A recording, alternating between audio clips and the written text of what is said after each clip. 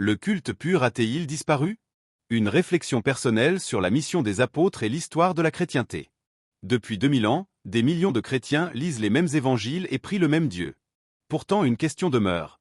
Jésus a-t-il confié la prédication de la bonne nouvelle à tous ses disciples ou seulement à ses apôtres? Et que s'est-il passé après la mort de ces derniers? En examinant attentivement les textes bibliques et l'histoire de l'Église primitive, on découvre des nuances précieuses. Cette réflexion personnelle se propose d'explorer ces points avec un regard simple, mais fidèle aux Écritures. 1. Un mandat donné aux apôtres, non à la foule. Dans l'Évangile selon Matthieu, chapitre 28, versets 18 à 20, Jésus ressuscité s'approche de ses apôtres et leur dit : « Tout pouvoir m'a été donné dans le ciel et sur la terre. Allez donc vers les gens de toutes les nations et faites des disciples parmi eux, les baptisant au nom du Père, du Fils et de l'Esprit Saint, leur enseignant à pratiquer tout ce que je vous ai commandé. » Jésus s'adresse ici à un groupe restreint, les 11 apôtres après la défection de Judas. Il ne dit pas à tous ceux qui croiront en moi, mais bien à vous. Ce détail est souvent négligé. Pourtant, il éclaire toute la suite du récit biblique. Les apôtres ont reçu une mission unique. Être les témoins directs de la résurrection et poser les fondements de l'Église, Éphésiens chapitre 2 verset 20. Après leur mort, cette mission spécifique ne pouvait pas être transmise.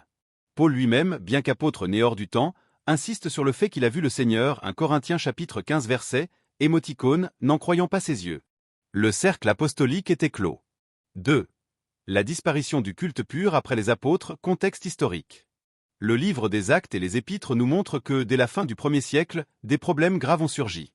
L'apôtre Paul, s'adressant aux anciens d'Éphèse, avertit : « Je sais qu'après mon départ des loups tyranniques entreront chez vous et ne traiteront pas le troupeau avec tendresse, et que du milieu même de vous, des hommes se lèveront et répandront des enseignements trompeurs pour entraîner les disciples à leur suite. » Actes chapitre 20 verset 2930.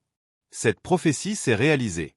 Après la mort du dernier apôtre, Jean, vers 90100 de notre ère, l'Église a progressivement perdu la pureté de l'enseignement originel. Des doctrines étrangères se sont mêlées à la foi chrétienne. Influence grecque, compromission avec le pouvoir romain, organisation hiérarchique calquée sur les modèles impériaux. Le culte pur, cet accent grave dire la forme de foi et de pratique que Jésus avait établie avec ses apôtres, s'est effacé. Les historiens s'accordent à dire que les communautés chrétiennes du IIe et IIIe siècle étaient déjà très différentes de celles du 1er siècle. Le canon biblique n'était pas fixé, les pratiques baptismales et eucharistiques variaient, et la notion des évêques uniques par ville a émergé lentement. Rien de comparable avec l'unité spirituelle que l'on perçoit dans les Actes des Apôtres. 3. Comparaison avec le culte juif et la chrétienté. Un parallèle éclairant peut être fait avec le judaïsme du Second Temple. Le culte juif centré sur le Temple de Jérusalem a pris fin brutalement en 70 de notre ère, lors de la destruction de la ville par les Romains. Pourtant, le judaïsme n'a pas disparu. Il s'est réinventé autour de la synagogue et de l'étude de la Torah. Mais ce nouveau judaïsme rabbinique n'était plus le même que celui des sacrifices et des fêtes prescrites par Moïse. De manière analogue, la chrétienté qui a émergé après les apôtres a conservé le nom de chrétien, la Bible, certains rites, mais elle a perdu l'essence du message original. L'unité d'esprit, l'absence de clergé dominant, la prédication itinérante des apôtres et l'attente imminente du royaume. On peut parler d'un pâle reflet. La chrétienté est devenue une religion institutionnalisée, souvent liée au pouvoir politique, alors que la communauté apostolique vivait en marge de la société. Jésus lui-même avait annoncé que l'ivraie serait mêlée au bon grain jusqu'à la moisson, Matthieu chapitre 13 verset 2430. Ce mélange n'est pas une erreur, mais un avertissement, le pur et l'impur cohabitent dans l'histoire. Le culte pur ne s'est donc pas maintenu sous une forme visible et continue. 4. Discerner les Écritures à la lumière de l'histoire. Une clé importante de la compréhension biblique est le discernement. Il ne suffit pas de lire un verset. Il faut savoir à qui il s'adresse, dans quel contexte historique il a été écrit, et comment il s'inscrit dans le plan de Dieu. Par exemple, les instructions de Paul aux Corinthiens sur le fonctionnement de l'Assemblée, 1 Corinthiens chapitre 14, sont propres à une époque où les apôtres étaient encore vivants et où les dons spirituels étaient abondants. Les appliquer littéralement aujourd'hui sans tenir compte du changement de dispensation peut conduire à des erreurs. Comprendre que le culte pur a disparu ne signifie pas que Dieu a abandonné l'humanité. Cela nous pousse à chercher la vérité avec humilité, en acceptant que les formes religieuses actuelles ne sont pas parfaites.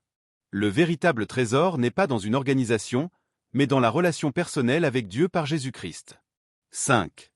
Quel culte aujourd'hui? L'amour et l'attente du royaume. Si le culte pur apostolique n'existe plus en tant qu'institution visible, que reste-t-il aux disciples de Jésus de notre temps? La réponse se trouve dans 2 grands commandements. Aimer Dieu de tout son cœur et aimer son prochain comme soi-même, Matthieu chapitre 22 verset 3740.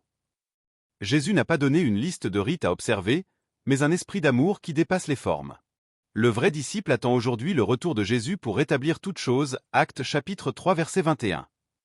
En attendant, son culte consiste à vivre selon la vérité, à étudier personnellement les Écritures, et à manifester l'amour de Dieu dans sa vie quotidienne. Ce n'est pas une religion de façade, mais une foi vivante. Il est dangereux de se laisser entraîner par des groupes qui prétendent détenir le culte pur aujourd'hui. La Bible nous invite à examiner toutes choses, 1 Thessaloniciens chapitre 5 verset 21, et à ne pas nous conformer à ce monde, Romains chapitre 12 verset 2. La responsabilité personnelle dans l'étude et la prière est irremplaçable. Conclusion. Jésus a confié une mission spécifique à ses apôtres, et cette mission s'est achevée avec eux. Le culte pur qu'il avait établi a été corrompu après la mort de Jean, et la chrétienté n'en est qu'un reflet affaibli. Pourtant, Dieu n'a jamais cessé d'agir. Aujourd'hui, chaque croyant est invité à chercher la vérité par lui-même, à aimer Dieu et son prochain, et à attendre avec espérance le retour du Seigneur. C'est là le véritable culte. Non pas une forme extérieure, mais une vie intérieure tournée vers la lumière du royaume à venir.